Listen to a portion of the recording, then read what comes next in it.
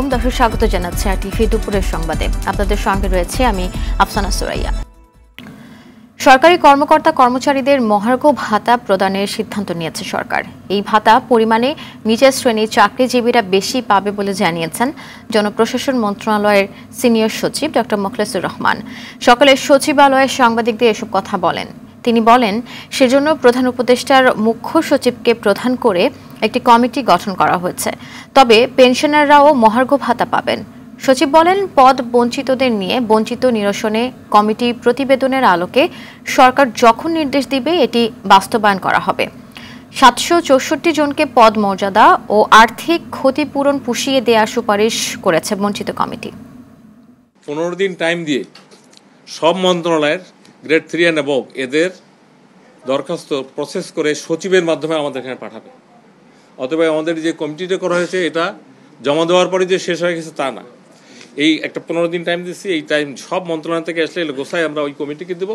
ওখান থেকে আবার যারা বললেন যে অন্য ক্যাডার তারাও পাবে। প্রশাসনকে ঢেলে সাজানো প্রতিটি নির্বাচনে 3 মাস আগে প্রশাসনের সর্বস্তরে পরিবর্তন আনা এবং ডিসি ফিট লিস্ট সহ জনপ্রশাসন সংস্কারের লক্ষ্যে বিভিন্ন প্রস্তাবনা দিয়েছে জাতীয়তাবাদী দল বিএনপি। বিএনপি গঠিত জনপ্রশাসন সংস্কার কমিটির সদস্য ও বিএনপি চেয়ারপারসনের উপদেষ্টা কাউন্সিলের সদস্য ইসমাইল জবিউল্লাহর নেতৃত্বে একটি দল জনপ্রশাসন মন্ত্রণালয়ের সিনিয়র সচিবের কাছে প্রস্তাবনাপত্র হস্তান্তর করেন। প্রস্তাবনায় দীর্ঘদিন ধরে একই পদে একই স্থানে থেকে সিন্ডিকেট করা কর্মচারীদের বদলি কথা বলা হয়েছে বলে জানান বিএনপির নেতা। আগের সরকারের সুবিধা নেওয়া যেসব কর্মকর্তা ঘাপটি মেরে বসে রয়েছেন তাদের চিহ্নিত করে ব্যবস্থা নেওয়ারও পরামর্শ দেওয়া হয়েছে বলে জানান ইসমাইল জবিউল্লাহ। এবং 31 দফা অ্যাকচুয়ালি সংস্কারেরই কথা বলা হয়েছে, যে সময় জনপ্রশাসন সংস্কার। আমরা চাই একটা গণমুখী সংস্কার, একটা গণমুখী স্বচ্ছ জবাবদিহিমূলক জনপ্রশাসন, যারা সেবক নয়, সে প্রশাসক নয়, সেবক হিসেবে জনগণের সঙ্গে থাকবে। এবং এটার আমূল পরিবর্তন আমাদের প্রয়োজন। রোহিঙ্গাদের নিজ দেশে ফেরত পাঠাতে বাংলাদেশের পাশে থাকবে পূর্ব তিমুর। এতে মিয়ানমার সরকারের উপর চাপ প্রয়োগ করতে আসিয়ানভুক্ত দেশগুলো সহ আন্তর্জাতিক মহলে সুপারিশও করবেন পূর্ব তিমুরের প্রেসিডেন্ট জোসে রামোস হোর্তা। সকালে নিজ কার্যালয়ে যৌথ সংবাদ সম্মেলনে এসব কথা জানান প্রধান উপদেষ্টা ডক্টর মোহাম্মদ ইউনুস। তিমুরের প্রেসিডেন্টের সাথে বাণিজ্য সহ বিভিন্ন বিষয় আলোচনা হয় প্রধান উপদেষ্টার। বাংলাদেশের সাথে জ্বালানি সহ বিভিন্ন খাতে ব্যবসা করতে আগ্রহের কথা জানিয়েছেন পূর্ব তিমুরের প্রেসিডেন্ট জোসে রামোস হোর্তা। সংবাদ সম্মেলনের আগে দুই দেশের মধ্যে বেশ কিছু চুক্তি স্বাক্ষরিত হয়। With the potential agreement and development of a major gas field called Greater Sunrise, hopefully an agreement will be signed in the next few weeks, and that finally see this project taking place. It has been stuck for 20 years. Has assured us as ASEAN member he will try his best to make sure ASEAN supports us in the Rohingya issues to restore Rohingyas back to Myanmar. So we discussed in details about সংস্কারের বিষয়ে নির্বাচিত সরকারের উপর ছেড়ে দিন, না হলে অন্তর্বর্তী সরকারের প্রতি জনগণের ভালোবাসা কমবে, এমন মন্তব্য করেছেন বিএনপির সিনিয়র যুগ্ম মহাসচিব রুহুল কবির রিজভী আহমেদ। সকালে রাজধানীর মোহাম্মদপুরে ঢাকা মহানগর উত্তর কৃষক দলের উদ্যোগে শীতবস্ত্র বিতরণ অনুষ্ঠানে তিনি এমন কথা বলেন। শেখ হাসিনার মতো দেশ চালালে সমাজ থেকে অপরাধ দূর করা যাবে না, এমন মন্তব্য করে শান্তি শৃঙ্খলা রক্ষা ও পাড়া মহলায় চাঁদাবাজি বন্ধে সরকারকে উদ্যোগ নেওয়ার আহ্বানও জানান রিজভী।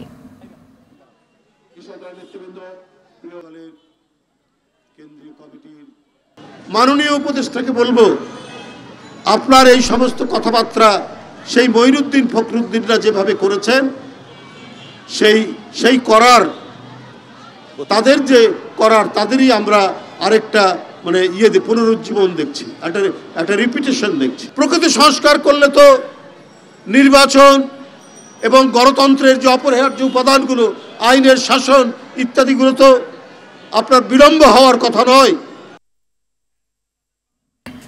ফ্যাসিবাদের দোষর হিসেবে কাজ করার অভিযোগে উচ্চ আদালতের কয়েকজন বিচারপতির বিরুদ্ধে তদন্ত শেষ করেছেন সুপ্রিম জুডিশিয়াল কাউন্সিল। তদন্ত শেষ হওয়া বিচারপতিদের তথ্যাবলী ও তাদের নিয়ে সুপ্রিম জুডিশিয়াল কাউন্সিলের সুপারিশ রাষ্ট্রপতির কাছে পাঠানো হয়েছে। সকালে সুপ্রিম কোর্টের ওয়েবসাইটে এ তথ্য জানানো হয়। নিয়ম অনুযায়ী রাষ্ট্রপতি এখন সুপ্রিম জুডিশিয়াল কাউন্সিলের সুপারিশ বাস্তবায়ন করবেন। গেল 4 ডিসেম্বর সুপ্রিম কোর্ট আরেক বিজ্ঞপ্তিতে জানায়, সুপ্রিম কোর্টের কয়েকজন বিচারপতির বিরুদ্ধে অসদাচরণ অভিযোগ সংক্রান্ত প্রাথমিক তদন্ত করছে সুপ্রিম জুডিশিয়াল কাউন্সিল এবং এ তদন্তের অগ্রগতি হয়েছে। বিডিআর হত্যা নিয়ে দুটি মামলা বিচারাধীন থাকায় আপাতত কমিশন গঠনের সিদ্ধান্ত থেকে সরে এসেছে সরকার। এমন তথ্য হাইকোর্টকে জানিয়েছে স্বরাষ্ট্র মন্ত্রণালয়। সকালে বিচারপতি ফারাহ মাহবুব ও বিচারপতি দেবাশিস রায়চৌধুরীর নেতৃত্বাধীন হাইকোর্ট বেঞ্চকে এ তথ্য জানান ডেপুটি অ্যাটর্নি জেনারেল তানিম খান। এর আগে বিডিআর হত্যার পুরো ঘটনার তদন্তে কমিশন গঠনের কথা জানিয়েছিল স্বরাষ্ট্র মন্ত্রণালয়। পিলখানায় বিডিআর সদর দপ্তরে 2009 সালের 25 ও 26 ফেব্রুয়ারি বিদ্রোহের ঘটনায় 57 জন সেনা কর্মকর্তা সহ 74 জন হত্যাকাণ্ডের শিকার হন। স্বরাষ্ট্র উপদেষ্টা আছে, উনি মিডিয়ার সম্মুখে বলেছিলেন একটি তদন্ত কমিটি গঠন করা হবে এবং তদন্ত করা হবে। ক্রিমিনাল মামলা চলমান এবং সেটা মহামান্য সুপ্রিম কোর্টে চলমান অবস্থায় আছে। সেই কারণে তারা এই মুহূর্তে কোনো তদন্ত কমিটি গঠন করতে পারবেন না মর্মে একটি চিঠি ইস্যু করেছে, যেটা সরাসরি স্বরাষ্ট্র উপদেষ্টার যে কথা সেই কথার সাথে সাংঘর্ষিক বলে আমি মনে করি।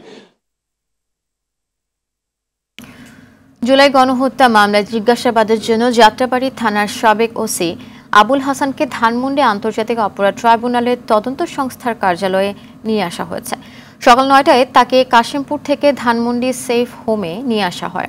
এর আগে গত 12 ডিসেম্বর প্রসিকিউশনের আবেদনের প্রেক্ষিতে আন্তর্জাতিক অপরাধ ট্রাইব্যুনাল ওসি আবুল হাসানকে তদন্ত সংস্থার হেফাজতে নিয়ে জিজ্ঞাসাবাদের জন্য অনুমতি দেন।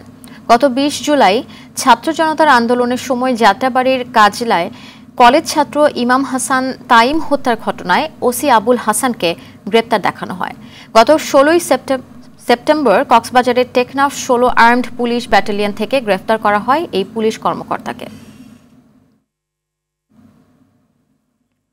ব্রাহ্মণবাড়িয়ার আখাউড়ায় পুলিশের ওপর হামলায় উস্কানি দেওয়ার অভিযোগে ইসলামী বক্তা গিয়াসউদ্দিন তাহিরি সহ 15 জনের নাম উল্লেখ করে অজ্ঞাত আরও 10 থেকে 15 জনকে আসামি করে মামলা হয়েছে।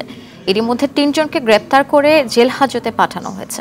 পুলিশ জানায়, শুক্রবার বিকেলে নীলাখাদ গ্রামের ধনু মিয়ার বাড়ির সামনে জমিতে ওয়াজ মাহফিল চলছিল। বিনা অনুমতিতে চলা এই মাহফিলে বক্তা মুফতি গিয়াসউদ্দিন তাহিরি উস্কানিমূলক বক্তব্য দিচ্ছিলেন। পরে লাঠিসোঁটা ও ইট পাটকেল নিয়ে পুলিশের ওপর হামলা করে স্থানীয়রা। এতে এসআই বাবুল আহত হন।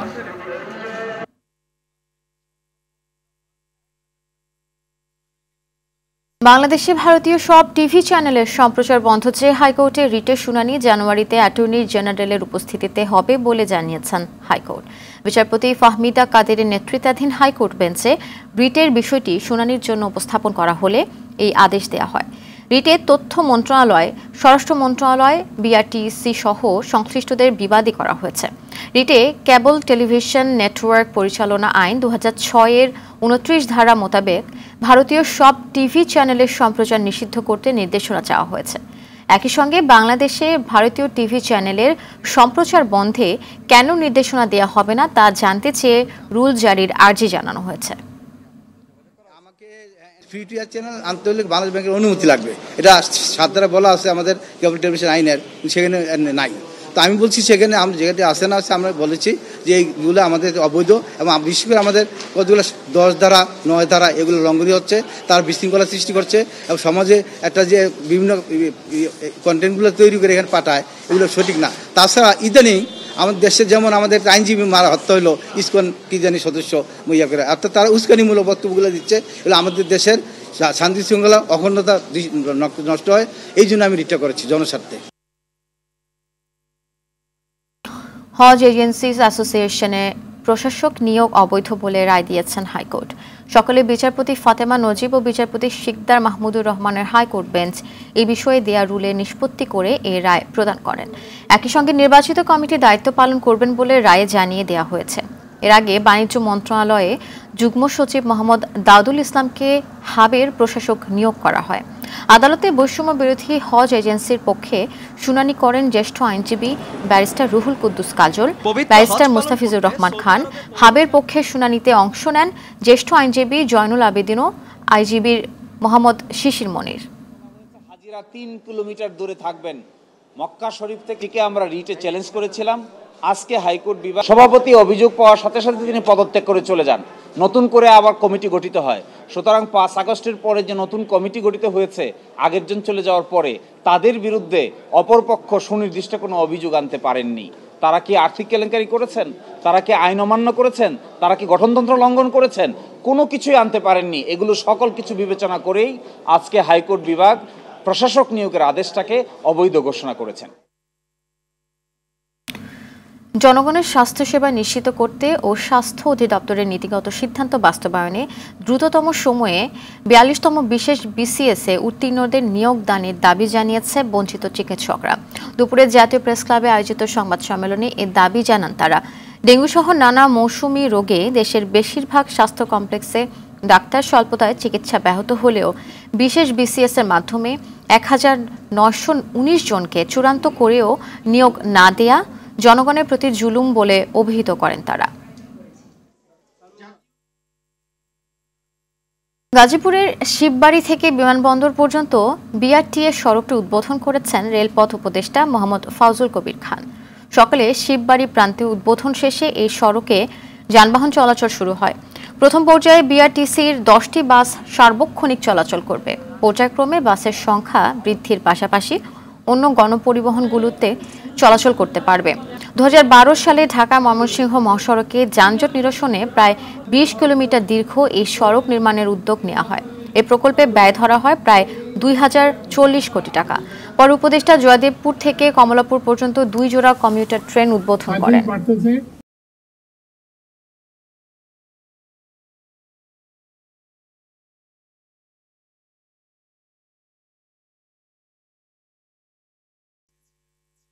বিজয়ের এই দিনে 3 পেরোলেই 16ই ডিসেম্বর, মহান বিজয় দিবস। জাতীয় শ্রেষ্ঠ সন্তানদের প্রতি শ্রদ্ধা জানাতে প্রস্তুত সাভারের জাতীয় স্মৃতিসৌধ। ইতিমধ্যে শেষ হয়েছে ধোয়া মোছা সহ সৌন্দর্য বর্ধনের কাজ। বিজয় দিবস ঘিরে স্মৃতিসৌধ চত্বরের ভেতরে ও বাইরে সিসি ক্যামেরা সহ 4 স্তরের নিরাপত্তা ব্যবস্থা জোরদার করা হয়েছে। আশুলিয়া থেকে ওমর ফারুকের তথ্যছবিতে জানাচ্ছেন ইমরুল কায়েস। 1971 সালে 9 মাসের রক্তক্ষয়ী সংগ্রাম ও লাখো শহীদের রক্তের বিনিময়ে অর্জিত হয় বিজয়। মানচিত্রে জন্ম হয় লাল সবুজের একটি দেশ বাংলাদেশ। বিজয় ছিনিয়ে আনা বীর শহীদদের শ্রদ্ধা জানাতে সাভারে নির্মাণ করা হয় জাতীয় স্মৃতিসৌধ। প্রতি বছরের মতো এবারও জাতির শ্রেষ্ঠ সন্তানদের শ্রদ্ধা জানাতে সাজানো হয়েছে স্মৃতিসৌধ চত্বর।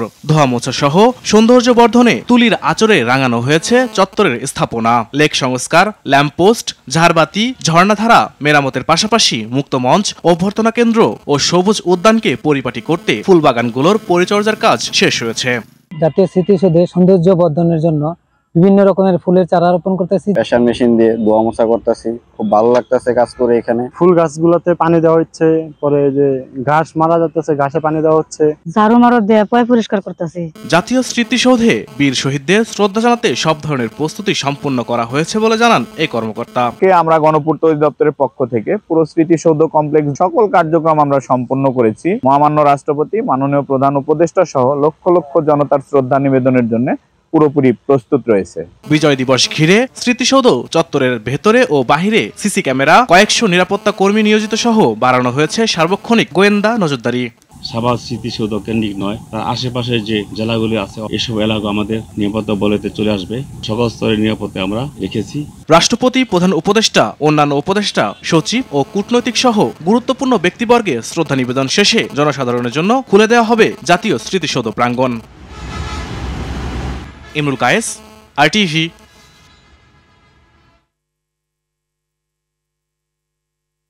যুদ্ধের শেষ প্রান্তে এসে 15ই ডিসেম্বর পার্বত্য জেলা খাগড়াছড়ি হানাদার মুক্ত হয়। পাহাড়ি বাঙালিদের সম্মিলিত প্রতিরোধে পিছু হটতে বাধ্য হয় দখলদাররা।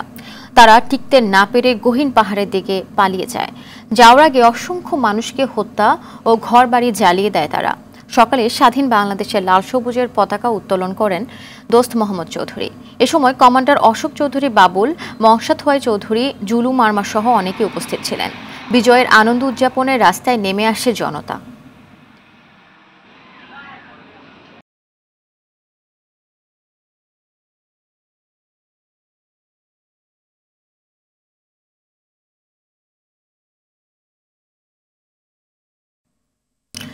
যাদের রক্তে মুক্ত এ দেশ।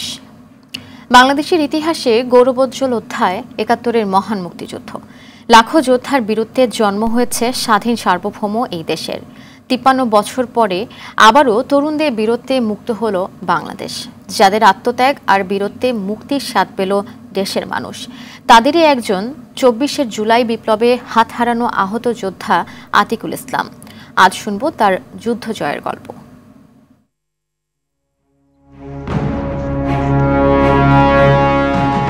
ভিডিও ফুটেজ আমি যখন দেখি যে আমার ভাই বোনদের উপর লাঠিপেটা করা হচ্ছে, তাদেরকে আহত করা হচ্ছে, খুবই বিশ্রীভাবে মারা হচ্ছে, তখন আমার নিজের ভিতরে একটা আসলো যে না, আমি তাহলে কেন ঘরে বসে থাকবো। তো সেই ক্ষেত্রে আমি ১৬ জুলাই থেকে আর কি আন্দোলনে যুক্ত হয়। ৫ আগস্ট ওই দিনের হচ্ছে সকাল ১১টা থেকে যুক্ত থাকি, ১:৩০ বেজে যায়। তখন আমরা শুনতে পাই যে ফ্যাসিস্ট সরকার শেখ হাসিনা ও পদত্যাগ করে ফেলছে। তখন তো আমাদের একটু আনন্দ চলে আসছে যে না, আমরা যার জন্য আন্দোলনটা করেছি সেটা আমরা পেয়ে গেছি। তখন আমরা ওই আইনশৃঙ্খলা বাহিনীকে বলি যে আপনারা ফায়ার করেন না, আমরা আপনার সাথে লড়াই করব না, আমাদের যা প্রয়োজন ছিল সেটা আমরা পেয়ে গেছি। কিন্তু ওরা ওদের কথা শুনে না, ওরা ওদের মতো ফায়ার করেই গেছে। এক সময় এভাবে চলে যায়, অনেকটা সময় প্রায় ৩টা যখন নাগাদ বেজে যায় আর কি, তখন হচ্ছে আরেকটা ছেলে আর কি, ও ওভারটেক করে সামনে চলে যেতে চায়। তখন আমি ওকে আমি মানা করি। তখন ঠিক এইভাবে আরেকটা গুলি এসে মাথা লাগার পড়েছিল, উঠিয়ে পরে ধাপড়াইতেছে। তারপরে এই জনকে আমি একটু চেষ্টা করি, কিছু করা যায়নি, কিন্তু দেখলাম ও ধাপড়াইতেছে। তারপর হচ্ছে আমি একটু দূরে যাই, বাট ও আমার থেকে অনেকটা হেলদি ছিল, যার কারণে আমার আনতে অসুবিধা হচ্ছিল আর কি। আসার সময় হচ্ছে ও আমাদের হাতে দাপিয়ে মারা যায়। এটা ছিল আর কি সবচেয়ে মর্মান্তিক ঘটনা। তারপর আনুমানিক যখন 4টা বাজবে আর কি, তখন হচ্ছে বর্তমান যেটা হচ্ছে শহীদ মীরমুগ্ধ চৌধুরী নামে পরিচিত যে স্থানটা, সেখানে হচ্ছে রাজু কমার্শিয়াল কমপ্লেক্সের সামনে, সেখানে একটা ছেলে দাঁড়িয়েছিল। আমরা হচ্ছে আপনার আমির কমপ্লেক্সের নিচে দাঁড়িয়েছিলাম। তখন দেখা যায় একটা গুলি এসে একটা ছেলে শরীরে লাগে। ঠিক সেই সময়টাতে একটা গুলি এসে আমার ডানাতে লেগে যায়। তো আমার হচ্ছে বুলেটটা আর কি হাতে ঢুকে রক্তনালী ছিল, হাতে রয়ে গেছিলো আর কি। খুবই পেন লাগতেছিল ব্যথায়। রক্ত বের করে দেখে যে হাত বাঁচানো যাবে না, তো ওরা বলে যে এই হাত কেটে ফেলতে হবে, যে কোনো মাধ্যমে কেটে ফেলতে হবে। যদি হাতটা রাখেন তাহলে হয়তো বা সারাশরীর ইনফেকশনে মারা যেতে পারে। তারপরে ৭ আগস্ট রাত ১২টা বাজে অপারেশন থিয়েটার রুমে নিয়ে অস্ত্রোপচার করে আর কি ডানাত কেটে ফেলতে হবে। আমরা অবশ্যই সবসময় চাইবো এই দেশে যেন সবাই বুক ফুলিয়ে চলতে পারে, মুখ ফুটে কথা বলতে পারে। সারা বিশ্বের মধ্যে সবচেয়ে দূষিত বাতাসের শহরের তালিকায় ৩য় স্থানে রয়েছে বাংলাদেশের রাজধানী শহর ঢাকা। আর এই তালিকায় প্রথম ও দ্বিতীয় স্থানে কুয়েতের রাজধানী কুয়েত সিটি ও ইরাকের রাজধানী বাগদাদ। সকাল 8:30টার পর বায়ুর মান পর্যবেক্ষণকারী সংস্থা এয়ার কোয়ালিটি ইন্ডেক্সের স্কোর 283 নিয়ে দূষিত বাতাসের শহরের তালিকায় ৩য় স্থানে উঠে আসে ঢাকা। AQI সূচক অনুযায়ী জনবহুল এই শহরের আজকের বাতাস খুবই অস্বাস্থ্যকর। অন্যদিকে AQI স্কোর 659 নিয়ে প্রথম স্থানে কুয়েতের রাজধানী কুয়েত সিটি ও স্কোর 600 নিয়ে এই তালিকায় দ্বিতীয় স্থানে রয়েছে ইরাকের রাজধানী বাগদাদ।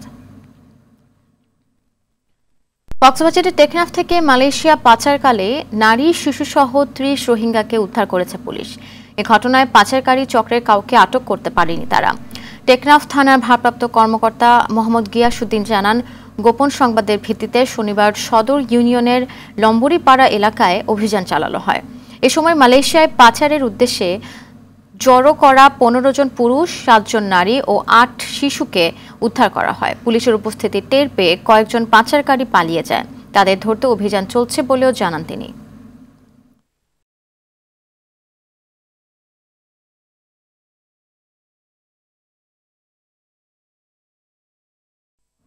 খেলার খবর। 3 ম্যাচ সিরিজের প্রথম টি20তে সোমবার ওয়েস্ট ইন্ডিজের বিপক্ষে মাঠে নামছে বাংলাদেশ। কিংসটাউনে ম্যাচ শুরু হবে বাংলাদেশ সময় ভোর 6টায়। বৃষ্টির কারণে ম্যাচের আগের দিনে অনুশীলন করতে পারেনি বাংলাদেশ দল। ওয়ানডেতে হোয়াইট ওয়াশ হবার পর টি20তে ঘুরে দাঁড়াতে মরিয়া বাংলাদেশ। বিস্তারিত দেখুন মাহফুজুল ইসলামের রিপোর্টে। ওয়ানডেতে বড় সংগ্রহের পরও হারগুলোর ব্যবধান ছিল বড়। ঘরের মাঠে ক্যারিবীয়দের ব্যাটিং সক্ষমতা নিয়ে আগেও প্রশ্ন ছিল না। প্রিয় টি20 ফরম্যাটেও ক্যারিবীয়দের সে দক্ষতা নিয়ে প্রশ্ন তোলার সুযোগ নেই, সেখানেই ভয় বাংলাদেশের। 3 ম্যাচ সিরিজের প্রথম টি20তে সোমবার ওয়েস্ট ইন্ডিজের বিপক্ষে মাঠে নামছে বাংলাদেশ। কিংসটাউনে ম্যাচ শুরু হবে বাংলাদেশ সময় ভোর 6টায়। বৃষ্টির কারণে ম্যাচের আগের দিনে অনুশীলন করতে পারেনি বাংলাদেশ দল। ওয়ানডেতে বড় সংগ্রহের পরও হারগুলোর ব্যবধান ছিল বড়। ঘরের মাঠে ক্যারিবীয়দের ব্যাটিং সক্ষমতা নিয়ে আগেও প্রশ্ন ছিল না। প্রিয় টি20 ফরম্যাটেও ক্যারিবীয়দের সে দক্ষতা নিয়ে প্রশ্ন তোলার সুযোগ নেই, সেখানেই ভয় বাংলাদেশের। শক্তিশালী ক্যারিবীয় ব্যাটিং লাইনআপের বিপক্ষে বোলিং ডিপার্টমেন্টের কম্বিনেশন নিয়ে আছে হিসেব নিকেশ, তবে প্রস্তুতির ঘাটতি না থাকা আর বোলারদের দারুণ ফর্মে থাকা বাংলাদেশের জন্য আত্মবিশ্বাসের বড় জায়গা। যেহেতু এটা ওয়েস্ট ইন্ডিজের হোম গ্রাউন্ডে খেলা হবে, সো একটু ডিফিকাল্টি আমাদের ভিতর হবেই, বাট আমরা চেষ্টা করব যে এখান থেকে কিভাবে বেরিয়ে আসা যায় এবং ভালো একটা সিরিজ খেলার জন্য। আমরা এখন ওইভাবে চিন্তা ভাবনা করিনি, আমাদের টিম কমিউনিকেশন চিন্তা ভাবনা করে তারপর এই জিনিসটা আগাবো। বেস্ট যে টিমটা হবে বাংলাদেশ টিমের জন্য সেটাই আমরা করব। গেল বিশ্বকাপের উইকেট নেই কিংসটাউনে, চেনা এই মাঠে টাইগারদের কাছে উইকেটটা একেবারে নতুন। ওয়ার্ল্ড যে উইকেটটা ছিল আর এই উইকেটটার মধ্যে একটু ডিফারেন্সই দেখা গেছে। গতকালকে যখন প্র্যাকটিস করেছি উইকেটটা সিমিলার না, তারা হয়তো প্রিপেয়ার করেছে ডিফারেন্টভাবে। টি-20তে আগের 16 বারের মুখোমুখি দেখায় 9 জয় ক্যারিবীয়দের, বিপরীতে 5টি জিতেছে বাংলাদেশ। ফলাফলহীন ছিল 2টি ম্যাচ। মাহফুজুল ইসলাম, RTV। দর্শক, দুপুরের সংবাদ এ পর্যন্তই। জেলার সংবাদ বিকেল 4:45টায় দেখার আমন্ত্রণ রইল। ধন্যবাদ সবাইকে।